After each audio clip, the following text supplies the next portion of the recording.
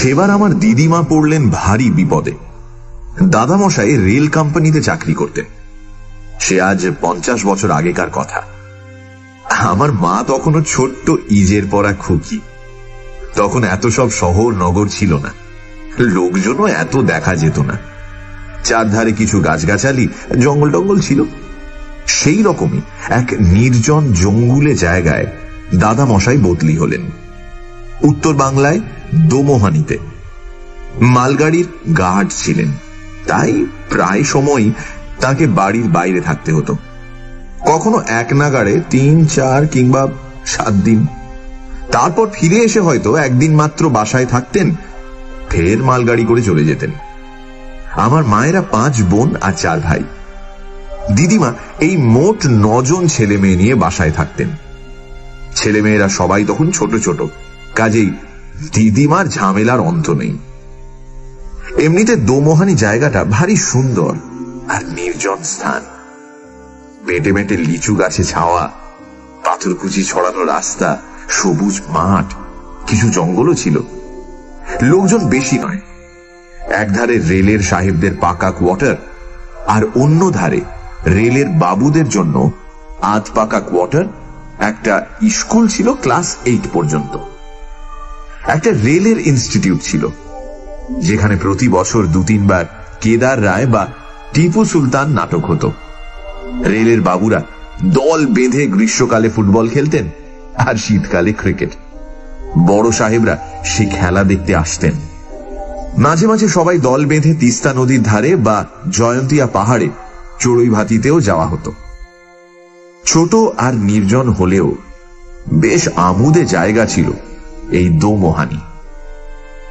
দোমোহানিতে যাওয়ার পরই কিন্তু সেখানকার পুরনো লোকজনেরা এসে প্রায় দাদামশাই আর দিদিমাকে একটা বিষয়ে খুব হুঁশিয়ার করে দিয়ে যেতেন। কেউ কিছু ভেঙে বলতেন না। যেমন স্টোর কিপার অক্ষয় সরকার দাদামশাইকে একদিন বললেন, এই জায়গাটা কিন্তু তেমন ভালো নয় চাটুজ্জে, লোকজন সব বাজিয়ে নেবেন, হুটহাট যাকে তাকে ঘর ধরে ঢুকতে দেবেন না। কিংবা আরেকদিন পাশের বাড়ির পালিত গিন্নি এসে দিদিমাকে হেসে হেসে বলে গেলেন, নতুন এসেছেন, বুঝবেন সব আস্তে আস্তে, চোখ নাক কান সব খোলা রাখবেন, কিন্তু ছেলেপুলেদের সামনে রাখবেন। এখানে যারা সব আছে তারা ভালো নয়। দিদিমা ভয় খেয়ে বললেন, কাদের কথা বলছেন দিদি? পালিত গিন্নি শুধু বললেন, সে আছে, বুঝবেন কোন। তারপর থেকে দিদিমা একটু ভয়ে ভয়ে থাকতে লাগলেন। একদিন হলো কি, পুরনো ঝি সুখিয়ার দেশ থেকে চিঠি এলো যে তার ভাসুরপোর খুব বেমার হয়েছে, তাই তাকে যেতে হবে। 1 মাসের ছুটি নিয়ে সুখিয়া চলে গেল। দিদিমা নতুন ঝি খুঁজছেন। তা হঠাৎ করে পরদিন সকালেই একটা আধবয়সী বউ এসে বলল, ও মা, ঝি রাখবেন নাকি? আমার নাম কমলা। দিদিমা দোনামোনা করে তাকে রাখলেন। সে দিব্যি কাজকর্ম করে, খায় দায়, বাচ্চাদের গল্প বলে ভোলায়। দিন 2 পর পালিত গিন্নি একদিন সকালে এসে বললেন, নতুন ঝি রাখলেন নাকি দিদি? কই দেখি তাকে। দিদিমা ডাকতে গিয়ে দেখেন কলতলায় এঁটো বাসন ফেলে রেখে ঝি কোথায় হাওয়া হয়ে গেছে। অনেক ডাকাডাকিতেও পাওয়া গেল না। পালিত গিন্নি মিচকি হেসে হেসে বললেন, ওদের ওই রকমই ধারা। ঝিটার নাম কি বলুন তো? দিদিমা বললেন, কমলা। পালিত গিন্নি মাথা নেড়ে বললেন, চিনি, হালদার বাড়িতেও ওকে রেখেছিল। দিদিমা অতিষ্ঠ হয়ে বললেন, আচ্ছা কি ব্যাপার বলুন তো? পালিত গিন্নি শুধু শ্বাস ফেলে বললেন, সব কি খুলে বলা যায়? এখানে এই হচ্ছে ধারা, কোনটা মানুষ আর কোনটা মানুষ নয় তা চেনা ভারী মুশকিল। এবার দেখে শুনে একটা মানুষ জি রাখুন। এই বলে চলে গেলেন পালিত গিন্নি। আর দিদিমা আকাশ পাতাল ভাবতে লাগলেন। কমলা অবশ্য একটু বাদেই ফিরে এলো। দিদিমা তাকে ধমক দিয়ে বললেন, কমলা, কমলা, কোথায় গিয়েছিলে? সে মাথা নিচু করে বলল, ও মা, লোকজন এলে আমাকে সামনে ডাকলে না আমি বড় লজ্জা পাই। কমলা থেকে গেল, কিন্তু দিদিমার মনের খটকা ভাবটা গেল না। ওদিকে দাদা মশাইয়েরও এক বিচিত্র অভিজ্ঞতা হলো। একদিন লাইনে গেছেন, নিশুতি রাতে মালগাড়ি যাচ্ছে ডুয়ার্সের গভীর জঙ্গলের ভেতর দিয়ে। দাদা মশাই ব্রেক ভ্যানে বসে ঝিমোচ্ছেন। হঠাৎ গাড়িটা দাঁড়িয়ে গেল। তা মালগাড়ি যেখানে সেখানে দাঁড়ায়, স্টেশনের পয়েন্টসম্যান আর অ্যাসিস্ট্যান্ট স্টেশন মাস্টাররা অনেক সময় রাত বিরেতে ঘুমিয়ে পড়ে, সিগন্যাল দিতে ভুলে যায়। সে আমলে এরকম হামেশা হতো। সেই রকমই কিছু হয়েছে ভেবে দাদামশাই বাক্স থেকে পঞ্জিকা বের করে পড়তে লাগলেন। পঞ্জিকা পড়তে তিনি বড় ভালোবাসতেন। গাড়ি দাঁড়িয়ে আছে তো আছেই। হঠাৎ দাদামশাই শুনতে পেলেন ব্রেক ভ্যানের পেছনে লোহার সিঁড়ি বেয়ে কে যেন গাড়ির ছাদে উঠছে। দাদামশাই মুখ বার করে কাউকে দেখতে পেলেন না। ফের শুনলেন একটু দূরে কে যেন ওয়াগনের পাল্লা খোলার চেষ্টা করছে। খুব চিন্তায় পড়লেন দাদামশাই। ডাকাতরা অনেক সময় সাট করে সিগন্যাল বিগড়ে দিয়ে গাড়ি থামায়, মালপত্র চুরি করে। তাই তিনি সরেজমিনে দেখার জন্য গাড়ি থেকে হাতবাতিটা নিয়ে নেমে পড়লেন। লম্বা ট্রেন, তার একদম ডগাই ইঞ্জিন। হাঁটতে হাঁটতে এসে দেখেন লাল সিগন্যাল ইতিমধ্যে সবুজ হয়ে গেছে, কিন্তু ড্রাইভার আর ফায়ারম্যান কয়লার ঢিপির ওপর গামছা পেতে শুয়ে অঘরে ঘুমোচ্ছে। ওদের দোষ নেই, অনেকক্ষণ নাগাড়ে ডিউটি দিচ্ছে, একটু ফাঁক পেয়েছে কি ঘুমিয়ে পড়েছে। বহু ঠেলাঠেলি করে তাদের তুললেন দাদামশাই। তারপর ফের লম্বা গাড়ি পার হয়ে ব্রেক ভ্যানের দিকে ফিরে আসতে লাগলেন। মাঝামাঝি এসেছেন, হঠাৎ শোনেন ইঞ্জিন হুইসেল দিল। গাড়িও ক্যাঁচকোঁচ করে চলতে শুরু করলো। তিনি তো অবাক। ব্রেক ভ্যানে ফিরে গিয়ে তিনি সবুজ বাতি দেখালে তবে ট্রেন ছাড়ার কথা। তাই দাদামশাই হাঁ করে চেয়ে রইলেন। অবাক হয়ে দেখেন ব্রেক ভ্যান থেকে অবিকল গার্ডের পোশাক পরা একটা লোক হাতবাতি তুলে সবুজ আলো দেখাচ্ছে ড্রাইভারকে। ব্রেক ভ্যানটা যখন দাদামশাইকে পার হয়ে যাচ্ছে, তখন লোকটা তার দিকে চেয়ে ফিক করে হেসে গেল। বহু কষ্টে দাদামশাই সেবার ফিরে এসেছিলেন। সেবার ম্যাজিশিয়ান প্রফেসর ভট্টাচার্য চা বাগানগুলোতে ঘুরে ঘুরে ম্যাজিক দেখিয়ে দোমোহানিতে এসে পৌঁছলেন। তিনি এলেবেলে খেলা দেখাতেন, দড়ি কাটার খেলা, তাসের খেলা, আগুন খাওয়ার খেলা। তার দোমোহানির মতো গঞ্জ জায়গায় সেই খেলা দেখতেই লোক ভেঙে পড়ল। ভট্টাচার্য স্টেজের উপর দাঁড়িয়ে প্রথম দৃশ্যে একটু বক্তৃতা করছিলেন, হাতে ম্যাজিকের ছোট্ট কালো লাঠি। বলছিলেন, ম্যাজিক মানেই হচ্ছে হাতের কৌশল, মন্ত্রতন্ত্র নয়। আপনারা যদি কৌশল ধরে ফেলেন তাহলে দয়া করে চুপ করে থাকবেন, কেউ যেন স্টেজে টর্চের আলো ফেলবেন না, ইত্যাদি। এইসব বলছেন, ম্যাজিক তখনও শুরু হয়নি। হঠাৎ দেখা গেল তার হাতের লাঠিটা হঠাৎ হাত থেকে শূন্যে উঠে ডিগবাজি খেল, তারপর আবার আস্তে আস্তে ফিরে গেল ম্যাজিশিয়ানের হাতে। প্রথমে এই আশ্চর্য খেলা দেখে সবাই প্রচন্ড হাততালি দিল, কিন্তু প্রফেসর ভট্টাচার্য খুব গম্ভীর হয়ে গেলেন। এর পরের খেলা ব্ল্যাকবোর্ডে দর্শকেরা চক দিয়ে যা খুশি লিখবেন, আর প্রফেসর ভট্টাচার্য চোখ বাঁধা অবস্থায় তা বলে দেবেন। কিন্তু আশ্চর্য, প্রফেসর ভট্টাচার্যের এই খেলাটা মোটেই সেরকম হলো না। দর্শকরা কে গিয়ে ব্ল্যাকবোর্ডে লিখবেন এ নিয়ে এ ওকে ঠেলছেন। প্রফেসর ভট্টাচার্য চোখের উপর ময়দার লেচি আর কালো কাপড় বেঁধে দাঁড়িয়ে সবাইকে বলছেন, চলে আসুন, সংকোচের কিছু নেই, আমি বাঘ ভাল্লুক নই, আরে আসুন আসুন, ইত্যাদি। সে সময় হঠাৎ দেখা গেল টেবিলের ওপর রাখা চকের টুকরোটা নিজে থেকেই লাফিয়ে উঠল, শূন্যে ভেসে গিয়ে ব্ল্যাকবোর্ডের উপর লিখতে লাগলো, professor Bhattacharya is the best magician of the world. এই অসাধারণ খেলা দেখে দর্শকরা ফেটে পড়ল উল্লাসে, আর ভট্টাচার্য কাঁদো কাঁদো হয়ে চোখ বাঁধা অবস্থায় বলতে লাগলেন, কি হয়েছে, কি হয়েছে? এবং তারপর তিনি আরো গম্ভীর হয়ে গেলেন। আগুন খাওয়ার খেলাতেও আশ্চর্য ঘটনা ঘটালেন তিনি। কথা ছিল মশাল জেলে সেই মশালটা মুখে পুরে আগুনটা খেয়ে ফেলবেন।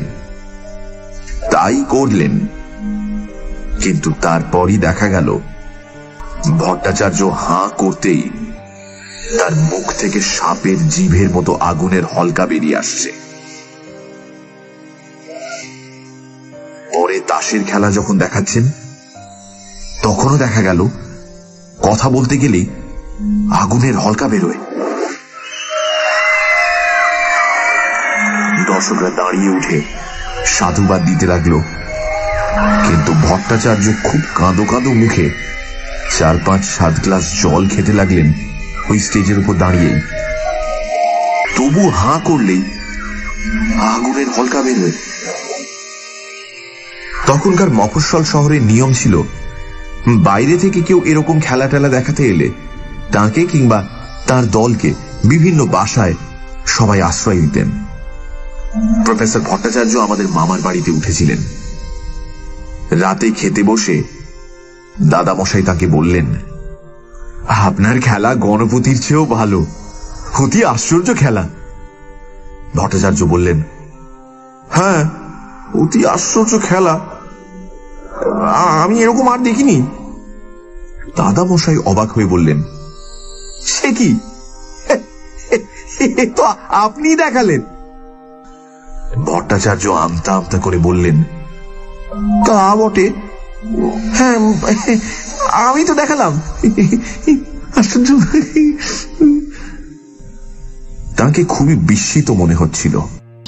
দাদামশাইয়ের বাবা সেবার বেড়াতে এলেন দোমোহানিতে। বাসায় পা দিয়েই বললেন, তোদের ঘর ধরে একটা আষ্টে গন্ধ কেন রে? সবাই বললে, আষ্টে গন্ধ? আষ্টে গন্ধ? আমরা তো পাচ্ছি না। আমরা তো পাচ্ছি না। হ্যাঁ, আমরা তো পাচ্ছি না। দাদামশাইয়ের বাবা ধার্মিক মানুষ, খুব পণ্ডিত লোক, মাথা নেড়ে বললেন, আলবাত আষ্টে গন্ধ। সে শুধু তোদের বাসাতেই নয়, স্টেশনে নেমেও গন্ধটা পেয়েছিলাম। পুরো এলাকাতেই যেন আষ্টে আষ্টে গন্ধ একটা। কমলা দাদামশাইয়ের বাবাকে দেখেই গা ঢাকা দিয়েছিল। অনেক ডাকাডাকিতেও সামনে এলো না।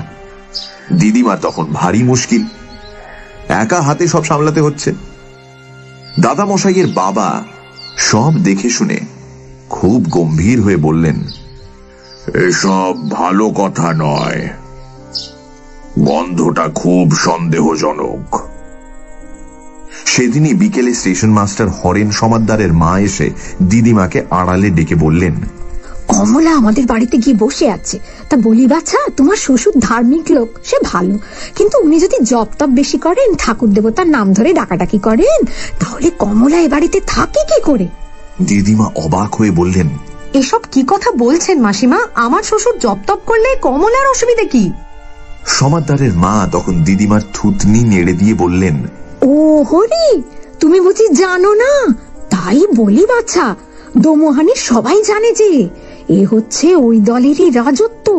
ঘরে ঘরে ওরাই তো সব ঝি চাকর খাচ্ছে।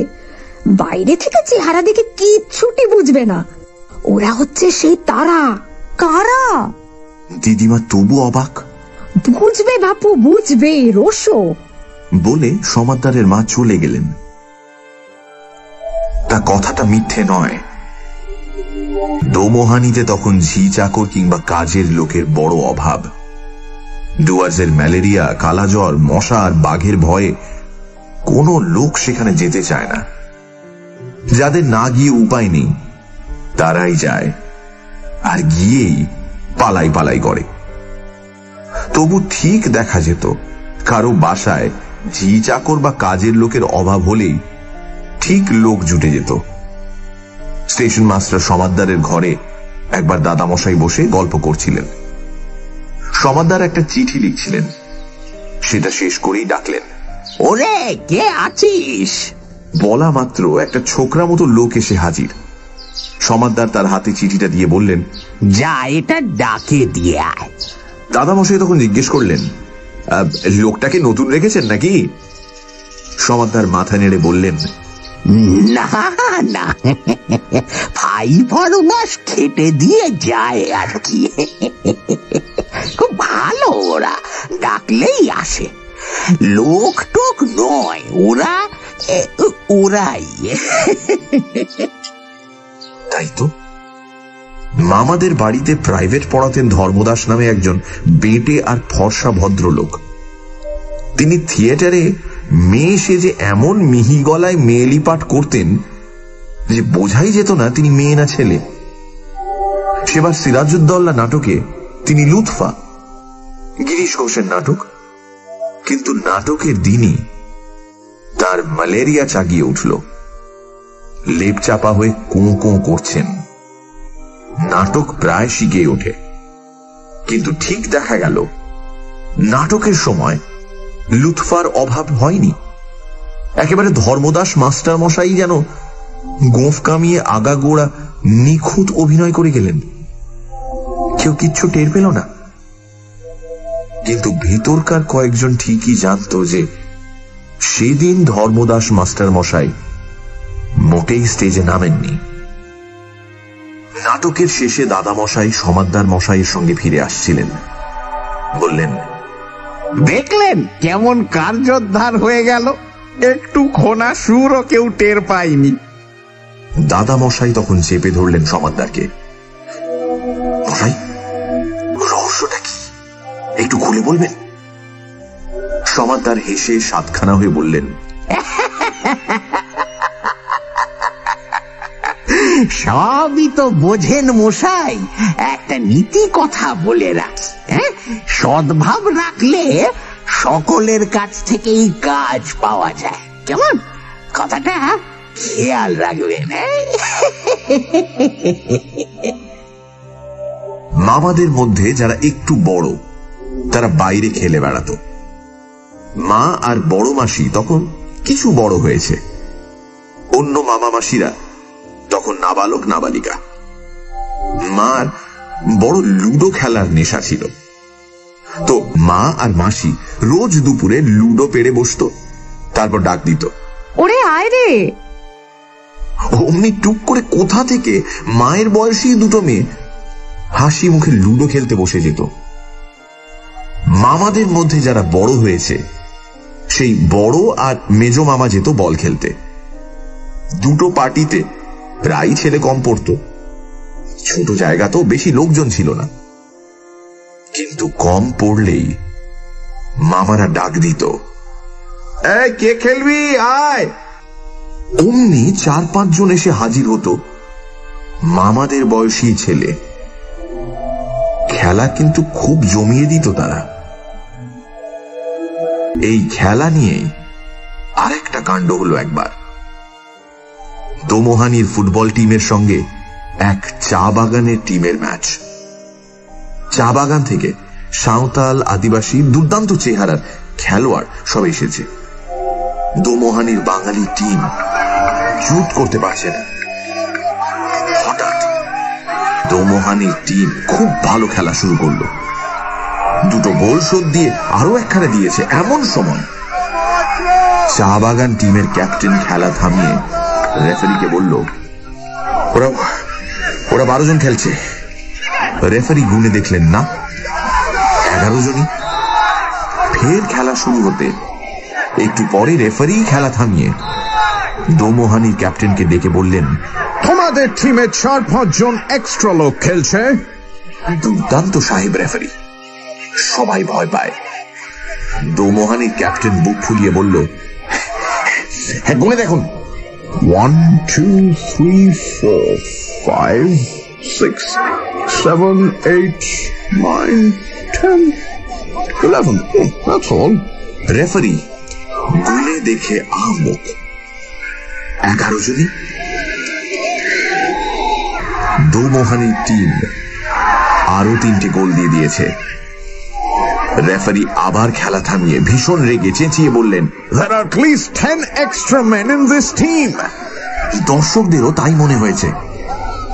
গুনে দেখা যায় 11 জন, কিন্তু খেলা শুরু হতেই যেন ঘাসের বুকে লুকিয়ে থাকা কিংবা বাতাসের মধ্যে মিলিয়ে থাকা সব খেলোয়াড় পিল করে নেমে পড়ে মাঠের মধ্যে।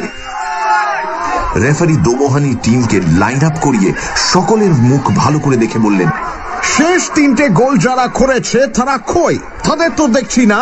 একটা কালো ঢেঙ্গা ছেলে, একটা বেটে আর ফর্সা, আর একটা স্বরের মতো। কই তারা? দোমোহানির ক্যাপ্টেন মিনমিন করে সাফাই গাইল।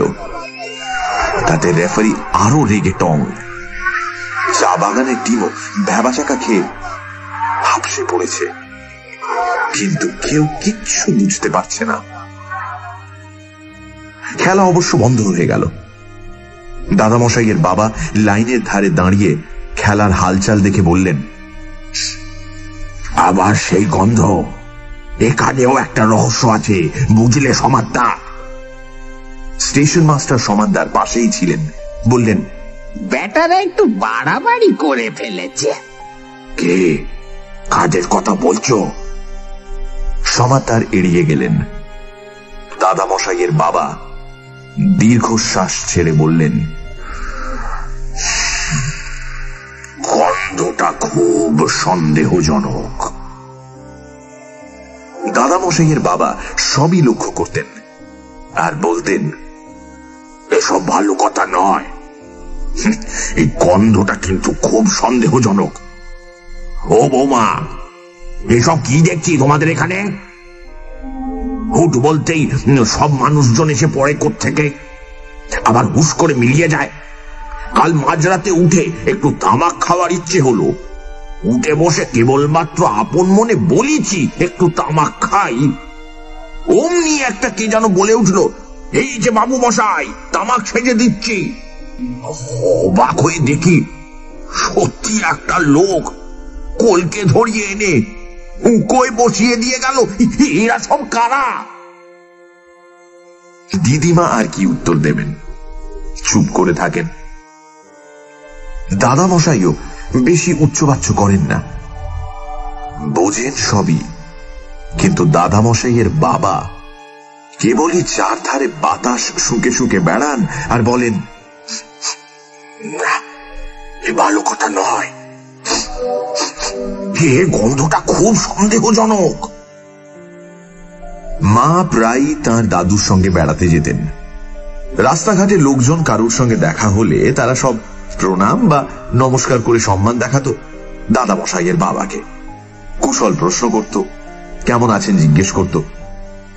কিন্তু দাদামশাইয়ের বাবা বলতেন, দাঁড়াও বাপু, আগে তোমাকে ছুঁয়ে দেখি, গায়ের গন্ধ শুঁকি, তারপর কথাবার্তা।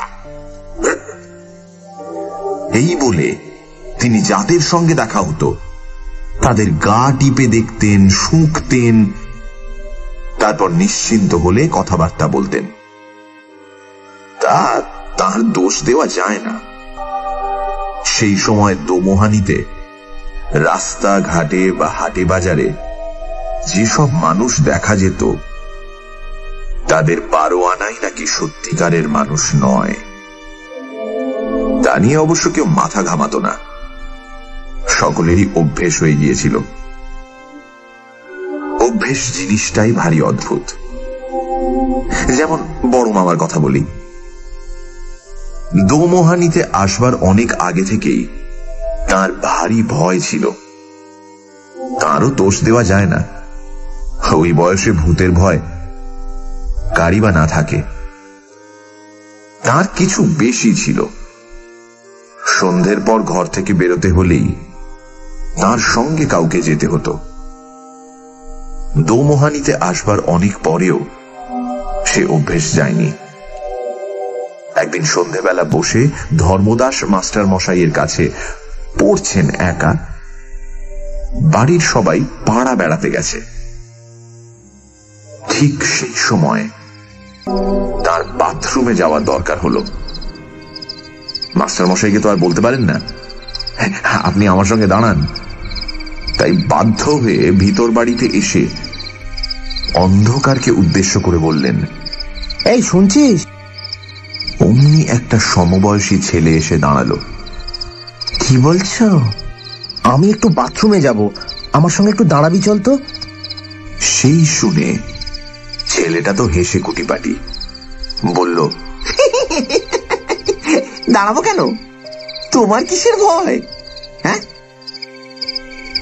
বড় মামা ধমক দিলেন, এই ফ্যাচ ফ্যাচ করিস না, দাঁড়াতে বলেছি দাঁড়াবি। ছেলেটা অবশ্য দাঁড়ালো। বড় মামা বাথরুমে কাজ সেরে এলে ছেলেটা বলল, কিসের ভয় বললে না? বড় মামা গম্ভীর হয়ে বললেন, ভূতের। ছেলেটা হাসতে হাসতে বাতাসে মিলিয়ে গেল।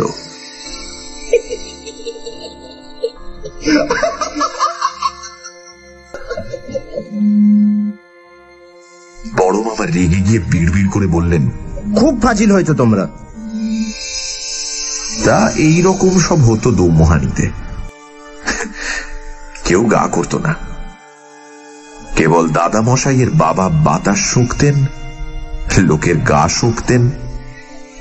একদিন বাজার থেকে ফেরার পথে তার হাতে মাছের ছোট্ট খালুই, তাতে শিঙি মাছ নিয়ে আসছিলেন। তো একটা মাছ মাঝপথে খালুই বেয়ে উঠে রাস্তায় পড়ে পালাচ্ছে। দাদামশাইয়ের বাবা সেই মাছ ধরতে হিমশিম খাচ্ছেন, ধরলেই কাঁটা দেয় যদি। এমন সময় একটা লোক খুব সহৃদয় ভাবে এসে মাছটাকে ধরে খালুতেই ভরে দিয়ে চলে যাচ্ছিল। দাদামশাইয়ের বাবা তাকে থামিয়ে গা শুকেই বললেন,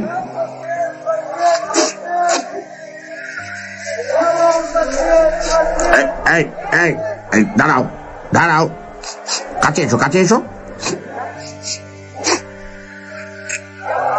এ তো ভালো কথা নয়, গন্ধটা খুব সন্দেহ।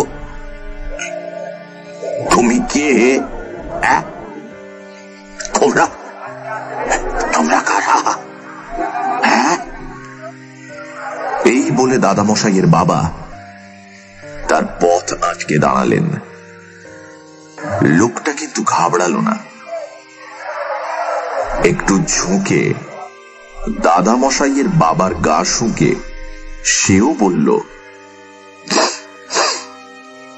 এ তো ভালো নয়,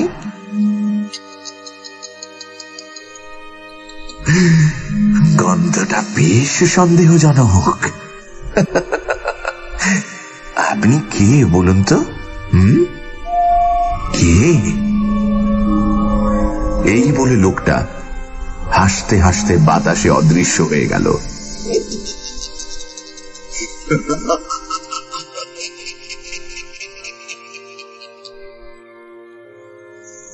দাদামশাইয়ের বাবা আর গন্ধের কথা বলতেন না, একটু গম্ভীর থাকতেন ঠিকই। ভূতের অপমানটা তার প্রেস্টিজে খুব লেগেছিল। একটা ভূত তার গা শুঁকে ওই কথা বলে গেছে, ভাবা যায়।